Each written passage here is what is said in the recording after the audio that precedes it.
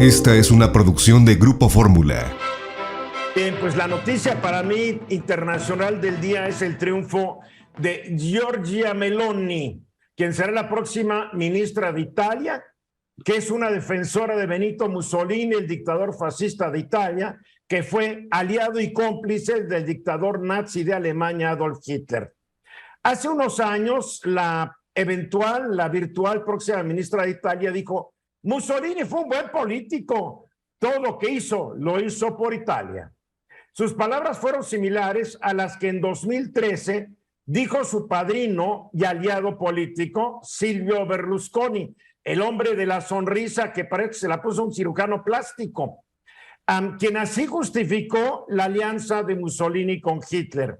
Temiendo que el poder alemán se convirtiera en una victoria general, prefirió estar aliado con la Alemania de Hitler en lugar de oponerse a ella. Luego, al referirse a las leyes raciales promulgadas en 1938, que restringieron todos los derechos de los judíos italianos, ya no pudieron estudiar, ya no pudieron tener cargos públicos, les quitaron sus bienes y a la postre los mandaron a campos de concentración y a muchos a campos de exterminio nazi. ¿Qué dijo Berlusconi? Estas leyes raciales son la peor falta de Mussolini, que en tantos otros aspectos hizo el bien. Berlusconi y Meloni prefieren ignorar el hecho de que las políticas y las decisiones del dictador italiano causaron la muerte de cientos de miles de personas. El fascismo de Meloni es incuestionable. Empezó su carrera política hace 30 años cuando tenía 15, al ingresar al frente de la juventud del movimiento social italiano, el MSI, que fue un partido neofascista fundado en 1946 por seguidores de Mussolini, que adoptó su nombre y los principios de la efímera República Social Italiana, el estado títere que Hitler creó en el norte de Italia en 1943, con Mussolini a la cabeza, después de que en septiembre de ese mismo año el dictador fuera derrocado por un golpe de estado militar. Meloni no tardó en convertirse en dirigente de el Frente de la Juventud, el cual, de acuerdo con el periodista español Jaime Bordel, era una organización neofascista que durante los años más duros de la violencia política, los conocidos como años de plomo, que fueron desde finales de los 60 hasta finales de los 80, tuvo multitud de miembros implicados en atentados terroristas de extrema derecha que se cobraron decenas de víctimas mortales. Luego, Meloni en 2012 fundó el partido Fratelli d'Italia, Hermanos de Italia, que tiene como lema Dios, patria y familia, el mismo que utilizaron los fascistas de Mussolini, y como su logotipo, una llama tricolor verde, blanca y roja, idéntico al del movimiento social italiano. Ella es cercana a otros partidos de política de extrema derecha, nacionalista y xenófoba, como el húngaro Orbán, el estadounidense Steve Bannon, la francesa Le Pen y el español Abascal. Ha expresado su admiración por el ruso Putin. Meloni resumió su ideología en un discurso que dio en junio pasado ante los dirigentes de Vox, el partido neofascista español que es tan cercano al líder de los senadores del PAN aquí en México. ¿Qué dijo Meloni?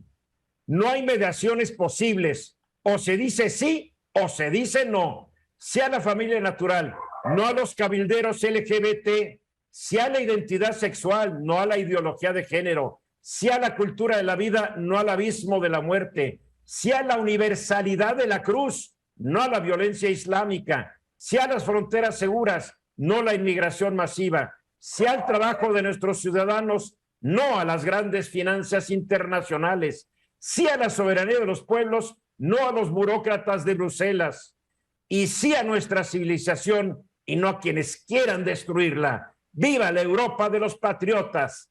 Tan, tan. Es de miedo, ¿eh? Es de miedo. Sí, José Luis. Fíjate que yo creo que, no cabe duda que los péndulos políticos se dan en todos los países y hoy estamos viendo una muestra muy clara en Italia. Desde el punto de vista global y desde el punto de vista europeo, aquí lo más peligroso en la coyuntura es que pudiera ser un factor de desunión de la Unión Europea, y evidentemente la posición frente a Rusia y con lo que llaman los burócratas de Bruselas. Sí, es peligrosa, muy peligrosa la actitud, porque yo creo que aguó un poco su ideología para la campaña, pero toda la trayectoria de Meloni demuestra que es de una extrema archi radical. Guillermo. Lamentablemente eso es lo que está de moda en algunas partes importantes de Europa, el nacionalismo, el proceso de radicalismo de extrema derecha, como bien comentas, pero yo lo que pondría en diferencia es, una parte es lo ideológico, con lo que convences a la gente que puede estar ya harta y fastidiada del discurso tradicional, y otra es la gestión de gobierno. Aquí la pregunta es qué tan preparada está Meloni, más allá de sus ideas políticas, para llevar una buena gestión de gobierno en un país que ha tenido problemas económicos trascendentes en los últimos 20 años y con una sociedad que evidentemente está harta de esos discursos de promesas que no se cumplen. Italia, además, porque hay que recordarlo, regionalmente son franjas que tienen ciertas ideologías y ciertas costumbres divididas que, aunque hoy se les vea como un país, es un conjunto de países.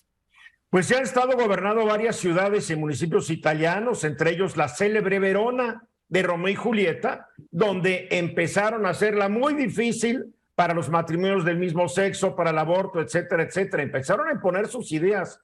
Muy peligroso, muy peligroso. Alejandro.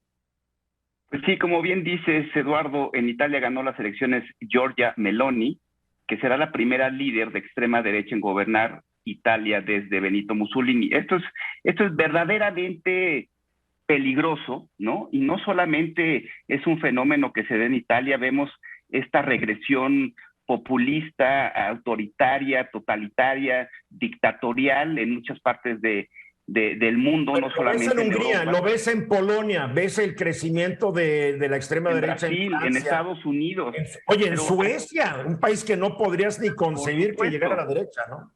Pero, por ejemplo, aquí en México, el Latinobarómetro arroja estos números. O sea, porque esto es producto del desencanto natural que existe en el mundo. Nos queda menos de un minuto, Alejandro. Liberales.